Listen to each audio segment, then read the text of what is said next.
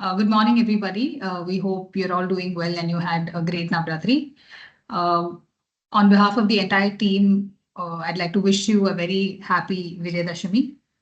And very aptly, the theme today is about making an auspicious start, as we always do on the Vidyarambham day. So we all know that there are different interpretations of Navratri, but there's only one theme that is tying all of this together, which is basically the victory of good over evil. And Navratri is celebrated across India and it honors the 9 forms of Durga Devi. So the first 3 days of Navratri, we worship Durga, then we worship Lakshmi, and then we worship Saraswati in the last 3 days.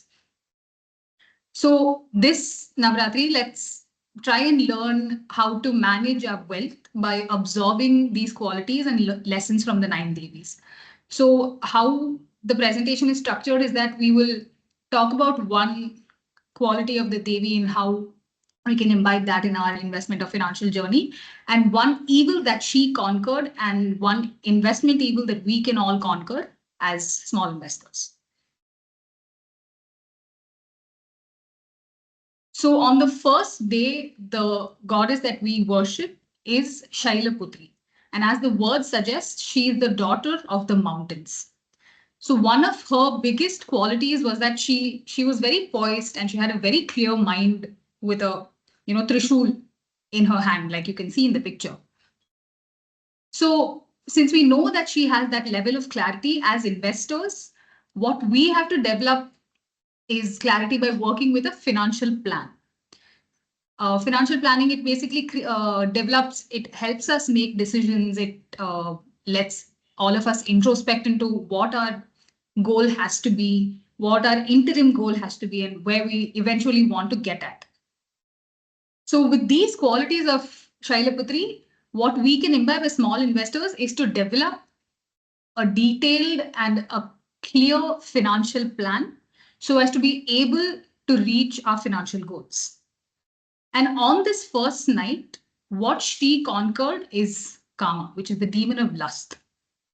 So just as how she conquers one evil on the first night, what we as investors can do is we look to fight the constant need to chase and seek higher returns. It is always in our mind that we want higher returns. We want to put money in something and we want to get the maximum returns out of it. So instead of chasing these returns, we should be patient and disciplined and stick to the financial plan that we created so as to achieve the goals, as compared to just going by the numbers, which may or may not help us reach these financial goals.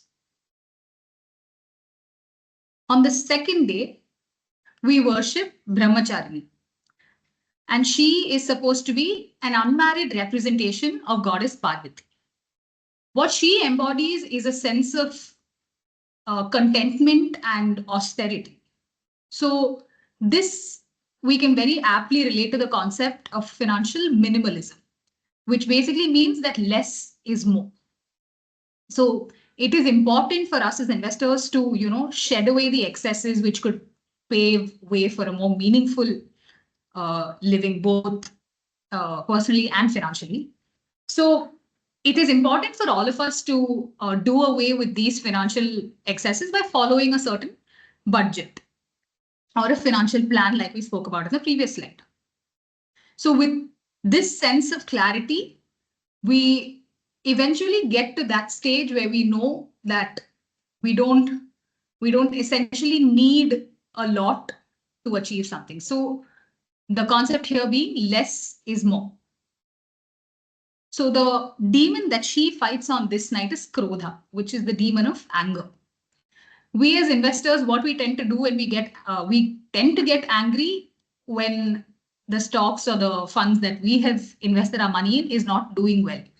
And the reflex to that is immediate selling of these stocks or mutual funds. So this impatience causes us to sell away on low performance. So this evil is important for us to overcome because it takes a long-term vision or a long-term horizon for all of these funds or stocks to perform well. So it's important to understand the risks involved, the patience that is required to be invested in these funds.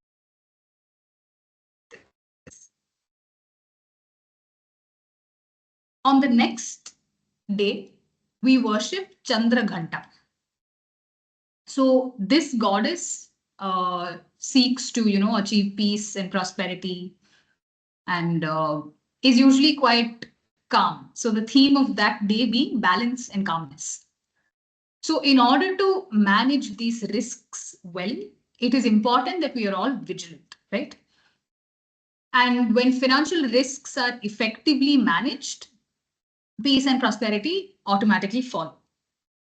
So for your financial well-being, it is important to create a contingency or a buffer in order to ensure yourself, in order to have a more secure financial journey. And as we invest more, we should also be sure to manage these risks effectively. But as we do this, it is more important that we fight the evil of wanting more returns without doing too much work. So this goddess, the demon that she dispels on this night, is the demon of attraction, which is also called moha. So most often than not, what happens is we blindly run behind something that attracts us without really thinking it through. So we don't give it too much importance. We don't do too much work behind it. We just blindly follow it and we go wherever it does. Similarly, it is important that we don't, like I spoke in the first slide, we don't chase these returns without doing our due diligence. You can't expect something without working for it, right? So we, more often than not, we get attracted to investments with high returns and we find ourselves wanting more without putting in the required effort, which ultimately results in us not being able to achieve those financial goals, which again, it takes us back to anger and we end up selling on low performance, etc. So effective risk management is one very important aspect of our financial journey or investment journey. Which brings us to the next day, the theme being enthusiasm and warmth. The goddess we worship on this day is Kushmanda. She is she's supposed to be the fourth manifestation of goddess Durga.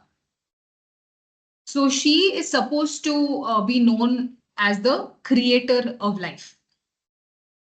And as we come into the world, we take one step at a time, we take small steps, and life evolves in these small systematic steps, right? So in order to bring your wealth creation journey to life, it is important to have a systematic investment plan.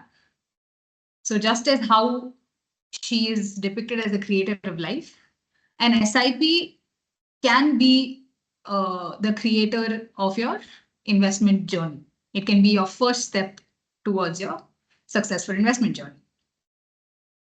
So SIPs essentially are, you put small amounts in regular intervals in order to help your wealth grow over time.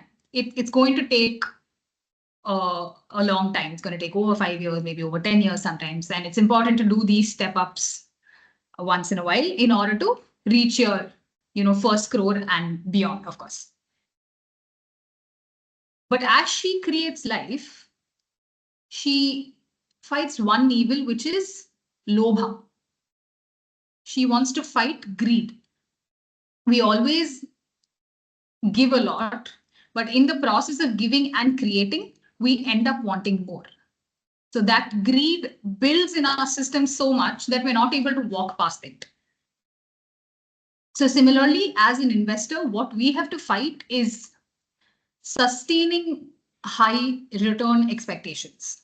So it is always in our minds that, if there's a fund that is doing or a stock that is doing well, we are selfishly thinking or looking for it to perform well even in the long term. And even a small, digression to a lower performing stage is going to make us more impatient, and we're not going to act properly to help the situation and make it better.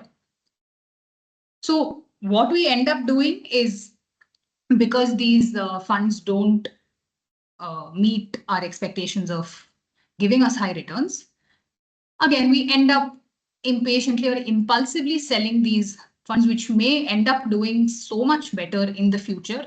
And we may miss out on these good returns and good performances because of this greed and because of this selfishness, because of this impatience.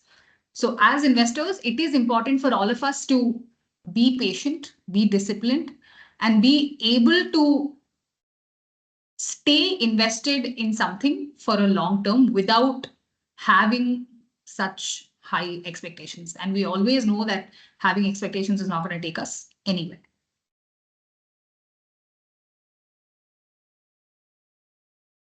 And the next goddess that we worship on, which is the 5th night, is goddess Skandamata. Skandamata, as her name suggests, she is Skanda's or Kartikeya's mother. She is Muruga's mother. And as a mother, what she depicts is strength and desire to protect her children. And we always want to give our children the best possible future. And just as Skandamata wants to do so, the only way that we can do this is by saving for their higher education or for whatever small needs that they may want to fulfill. So we urge each and every one of you to save for your children's education today. Consider that a very important step in your future or your ongoing financial journey. Because, of course, we all know that children are the future and all of that, but it is important that we save so they can, take advantage of this wealth, this corpus, and they will learn how to take this forward and they will grow it for their children and so on and so forth. So it is very important that we invest in children's education and they get the best possible future. And just as how she's protecting her children and she wants them to stay safe, she comes face to face with demon Madha. Right? So there's lots of staggering pride that's involved in this. And what happens in the investment world is sometimes people don't like to be told a lot, right? They want to be left alone because they think they probably know more than what they're being told. And what they end up doing is without a lot of research or giving it too much importance or reading about the funds or stocks, they end up investing in low quality funds or stocks. Say we fall into the trap of these chit funds, these money back policies for children, ULIP, etc.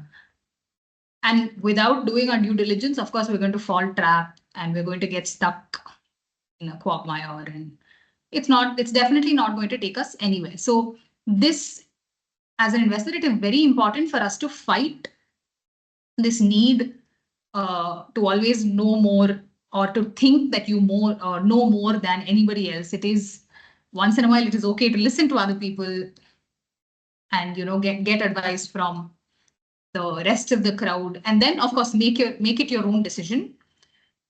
But because there is a lot of money involved in this, we must do our due diligence, do our research, put in the required effort, and not invest in these low quality assets and fall into the trap of loans and paying back and losing money, right? I would request Samyukta, my colleague, to take over from here.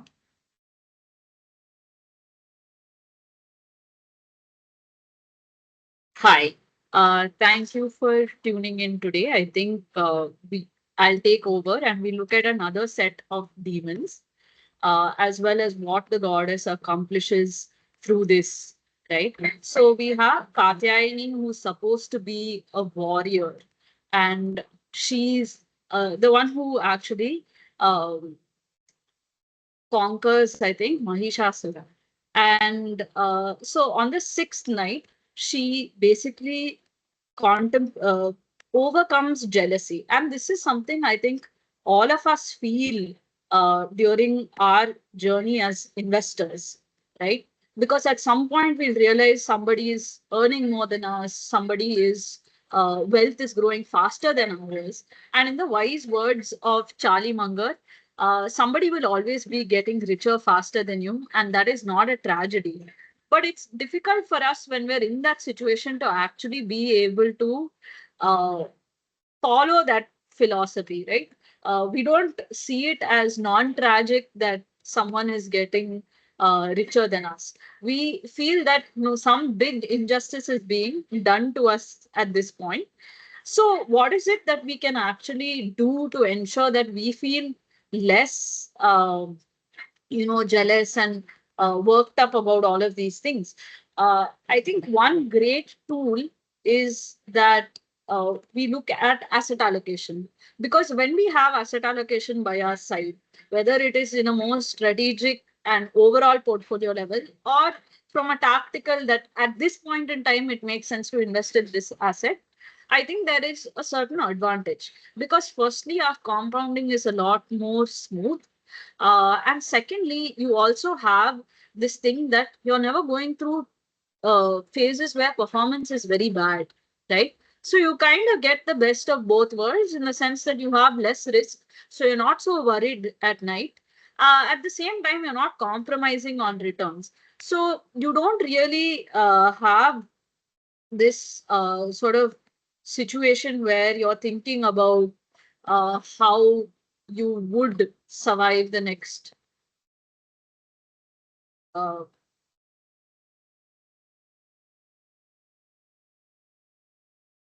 where you would survive the next issue that you have, right? Or the problems that you're facing in terms of benchmarking yourself against others. This is a very important tool in overcoming what is common. Jealousy is uh, something that is part of our journey, because obviously when we're trying to create wealth, we do look at how other people are performing. We do talk to our friends and family. So there are many influences that can actually bring about this demon that even we are facing. It's not just something that the god has conquered. It's also something that we have to deal with and we have to face. And this is a very useful tool in sort of overcoming this. So then we'll move on to the seventh night and see what happened here.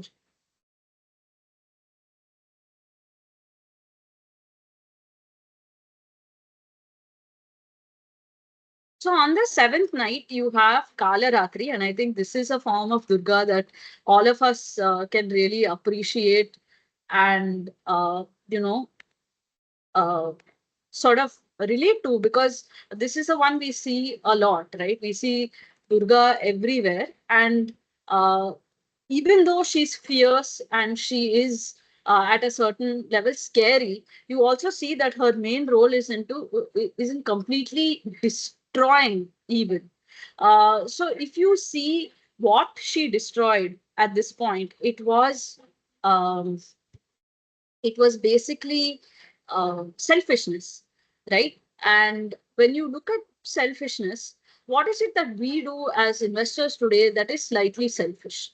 Uh, when we really think about this, you'll realize that one of the things when we talk to a lot of investors, they are underinsured when it comes to life insurance. And why is it? It's because one, they think that their family can manage without a life insurance policy, which is very true. It's not that their family cannot manage, it's just that life insurance actually makes life easier when things are already difficult. The second sort of reason why we get is that people are very optimistic. But, what all of this teaches us is that we have to have some level of humility, because we really don't know what can happen when, right? And only when we accept that things are out of our control can we actually really take charge and take ownership for certain things that are outside of our control. And when we do that, we're able to think beyond what our wealth creation targets are and actually how to protect our families. The third reason that we get for not having enough life insurance is that if I'm paying so much in premium every year towards that life insurance policy, if I invested that money, would I not make more? But that investment is contingent on the fact that you're able to make it through your working career. The whole question of life insurance comes in a what if situation, right? You are just trying to address that what if situation because nobody knows. And to be safe and to do this act of selflessness is what we have to actually think about. Because when we are more calm and when we give this thought more depth and we think about our family beyond the immediate present and beyond the obvious paths that are there ahead of us, there are other paths which would be less pleasant. There are other paths that would have more difficult demons in them. That is when we have to think about things like life insurance. So we need to overcome some of our behavioral habits in terms of optimizing returns, in terms of being overconfident or over optimistic, because these are all basic behavioral biases that contribute to our ability to deprioritize something as important as life insurance. And it hardly costs anything, which is what most people are quite surprised by.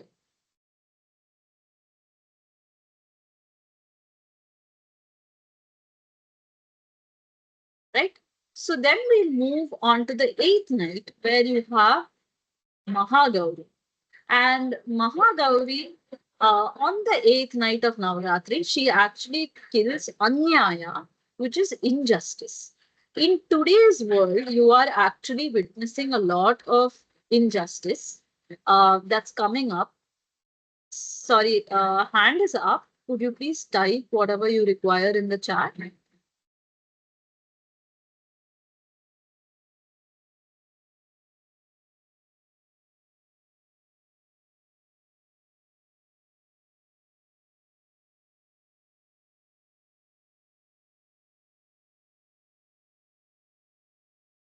Is it visible now?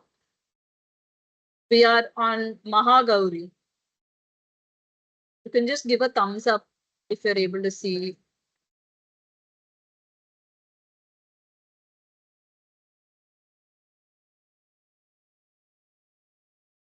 Aishwarya, can you move to the next slide? Yeah.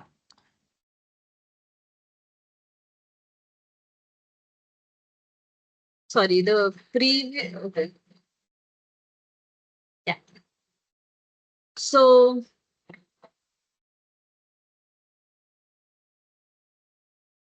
okay.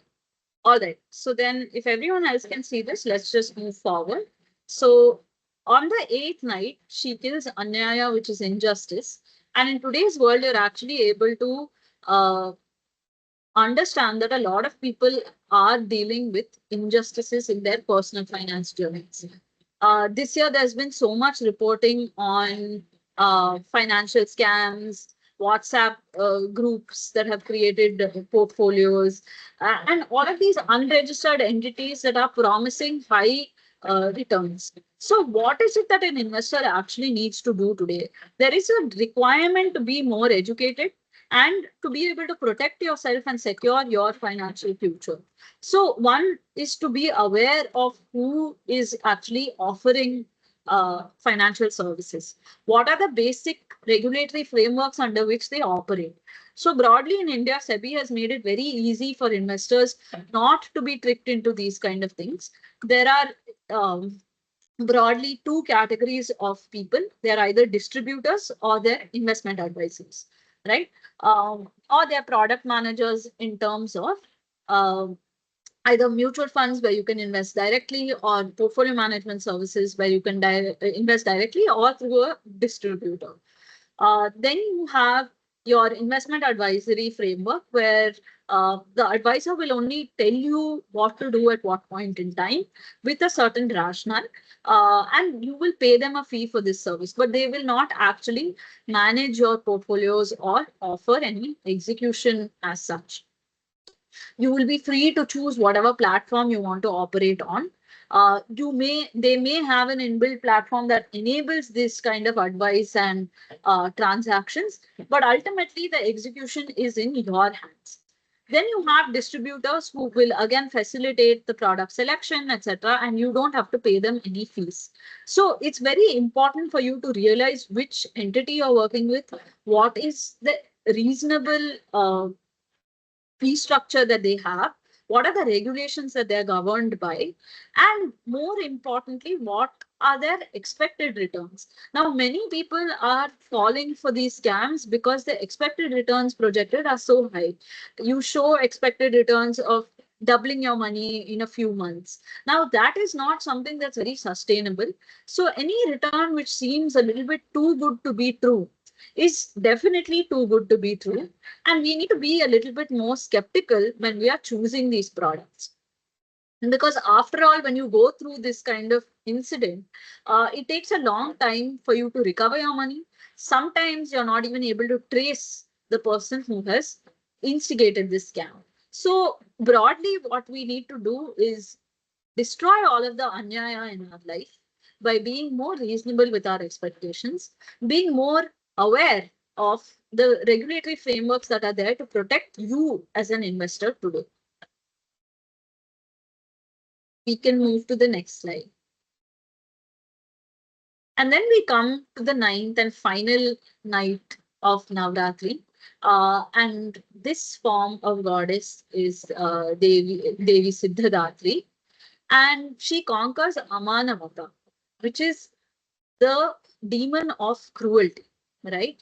So why should we think about cruelty at this point? Because again, here what you see is that many families actually don't plan out their estates.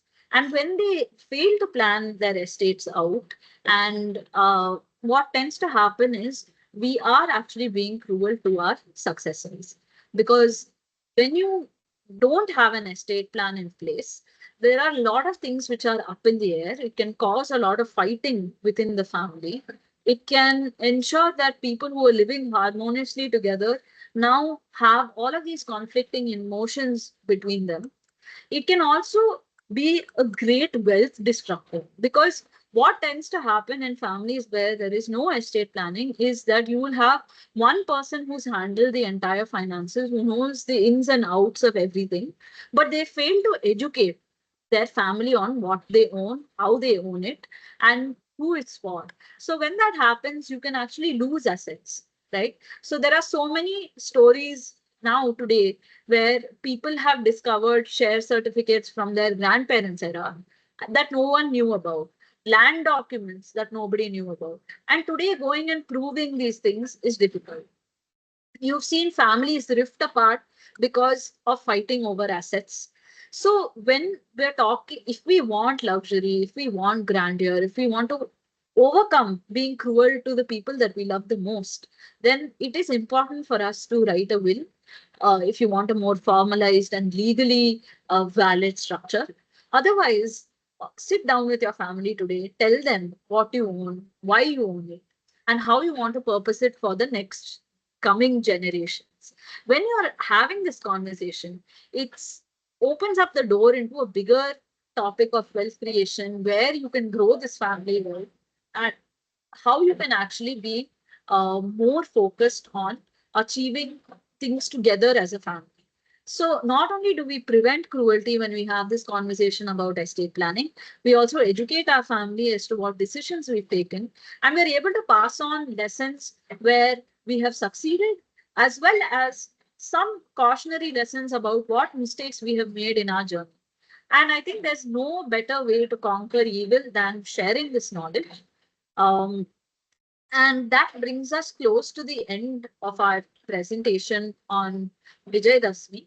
So we hope that this is the start of your next step in victorious new beginnings, because on the 10th day, she was about to rest and she realized that she had to overcome the last and the biggest evil. Can anyone actually take a guess as to what it is?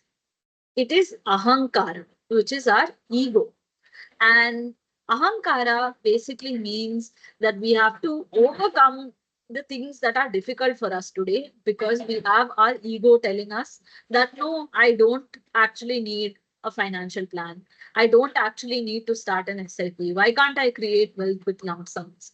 Does my family really need an estate plan when everything is already set for them? So sometimes we have to think beyond what we have done to what others actually need. And when we are able to give up this bad behavior, give up our behavioral biases, when we are able to decide that no, we'll put aside our ego and deal with what actually has to be done, that's the start of prosperity. And that is the start of a very auspicious new beginning. So before we close, I'd like to do a little bit on uh, milestones to wealth. And Milestones to Wealth is basically our initiative where we would like to help people go from wherever they are to their first crore in savings. This is a big milestone. Many of us don't even set it for ourselves, or we set it much later into our journey when we have visibility into that 1 crore milestone. But it's not something that we need to wait for. It's something that we need to decide on day one. And so this is an initiative where we promise to handhold you, we promise to guide you, we promise to help you go from break up this big goal into smaller, achievable tasks and make this journey more enjoyable, comfortable, and full of insights. So if you'd like to know more about Milestones to Wealth, you can drop us a message at 9677000613 and enroll in the program. Or you can visit milestones2wealth.com because you can get a sense of what the program entails and be a part of this wonderful journey and have that auspicious start today. So thank you for joining us on Saturday. Thank you for celebrating Vijayadashmi with us today. And we wish you the best in your wealth creation journey.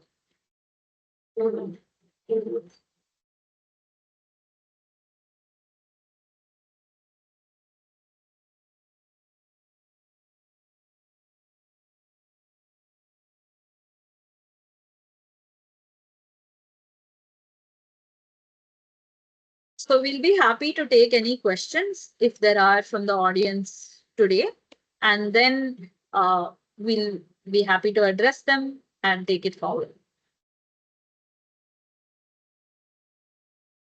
So please feel free to type anything in the chat box or in the Q&A segment. And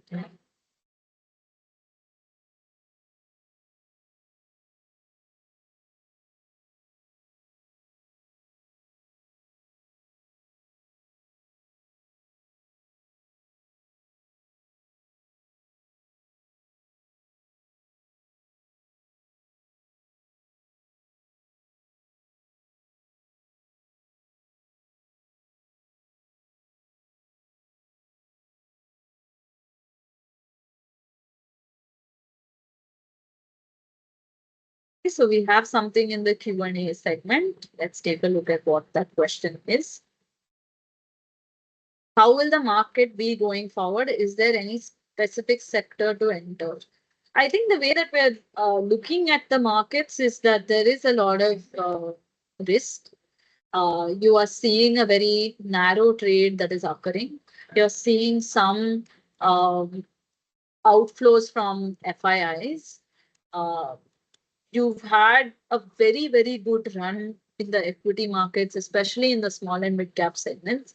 You're seeing small and mid cap peers trade at higher valuations than their large cap peers. Uh, you're also seeing very concentrated trades. Beyond this, you're seeing investors who have been in the markets on average for less than 3 years make a lot of conclusions about the direction of the market.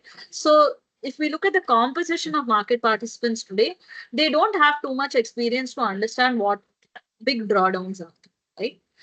You had one correction this year around election day, 4%. And that immediately, even within the day, that got bought out.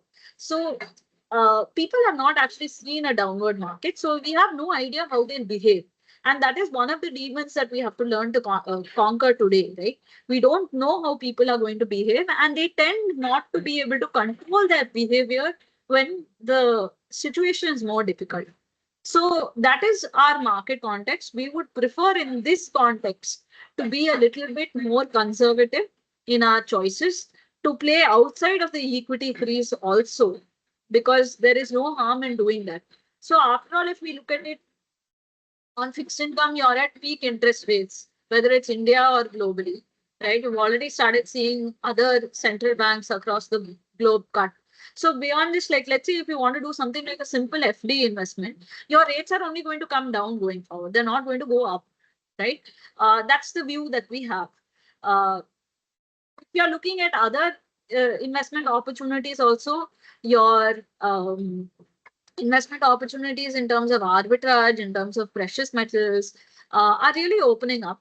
So I think if you're looking for sector specific recommendations, you really have to go by valuations and look at sectors that are undervalued, because it is a market where valuations are not in the investor's favor.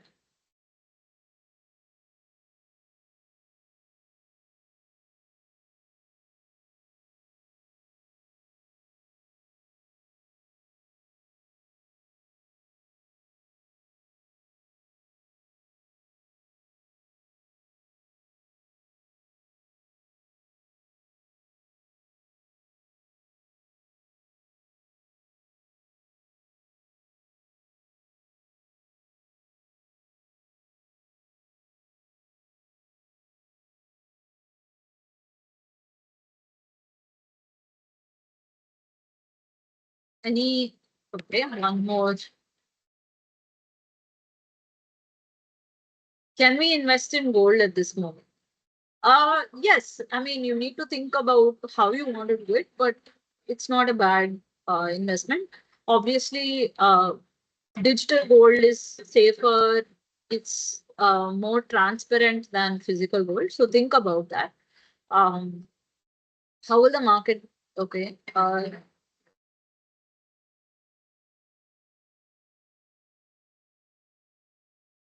So sectors, I mean, more than sectors, I would suggest you look at blue chips, because there it's not that they have missed out on the rally, but I do think that valuations are more safer. If you're keen on participating in equities, then you need to look at blue chips.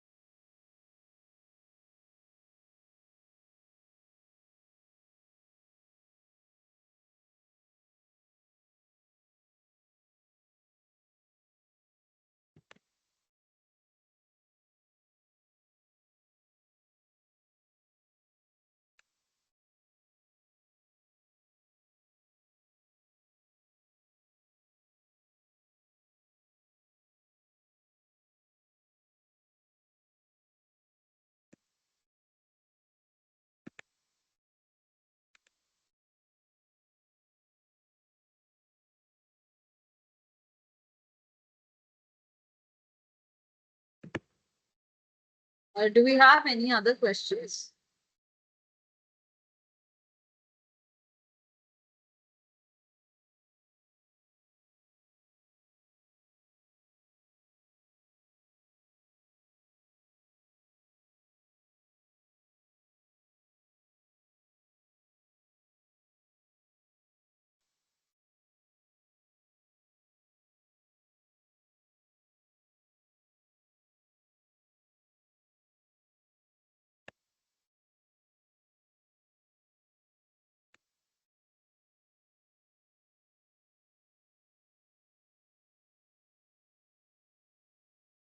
So we still have about 20 minutes on this webinar, and we'd like to keep it as interactive and engaging as possible. So if there are any questions from the rest of the audience, Gopi, are we live on YouTube? Yes, sir. There is no So question any, from YouTube. no questions from YouTube. So we'll keep it open for another 5 minutes. If anyone has any questions, please do post it either in the chat or in the Q&A section, and we'll take it forward from there.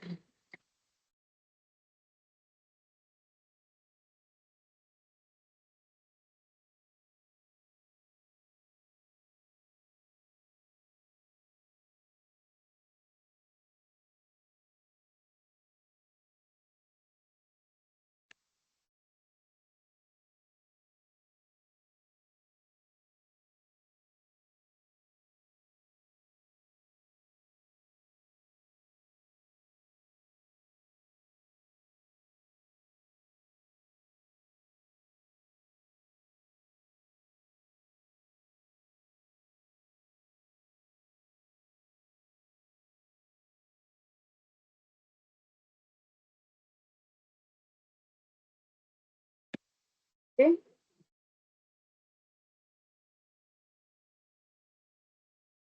So private banks are, I guess, safer in terms of valuations. IT, I think we need to be cautious of like the global situation in terms of IT export services.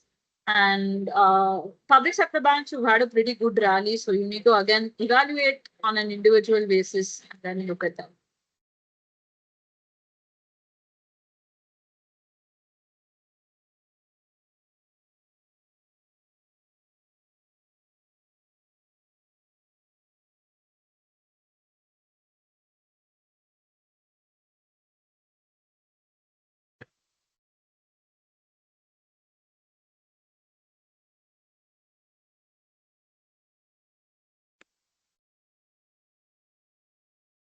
So then I see no other real questions coming in. So let's still give it a couple of more minutes and then take a call.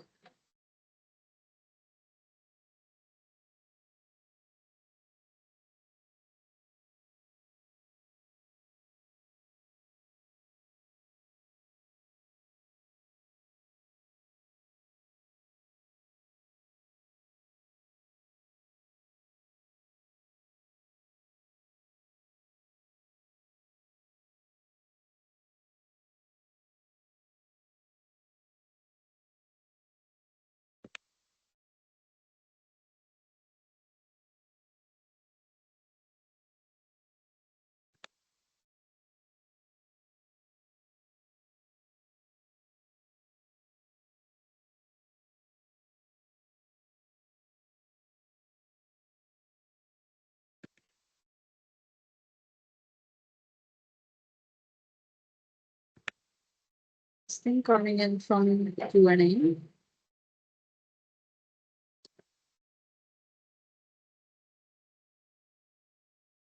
The Nifty rebalances every 6 months. So I think what you're referring to must be that only. Same for Nifty next 50. Again, see large cap, it is better for you to see the valuations or work with someone if you are concerned about where to put money. So you can always look at a more selective approach in top 100 if you're worried about changes to the Nifty next 50.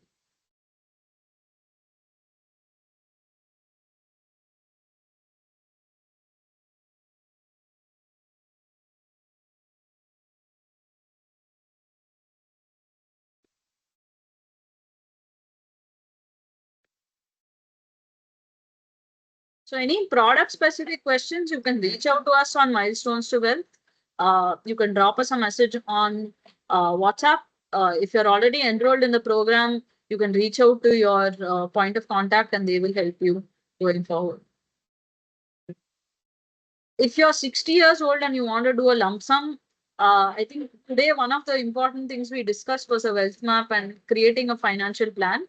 I think at this point in your life, it's very important for you to take that step in creating a framework, right? Where you can actually think about how to structure your savings.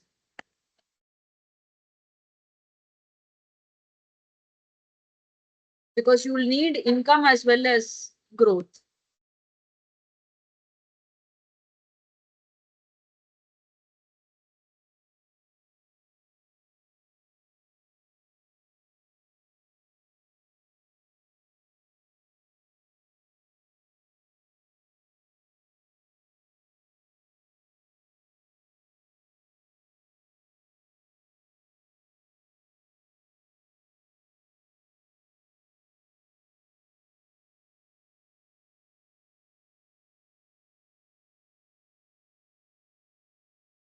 All right.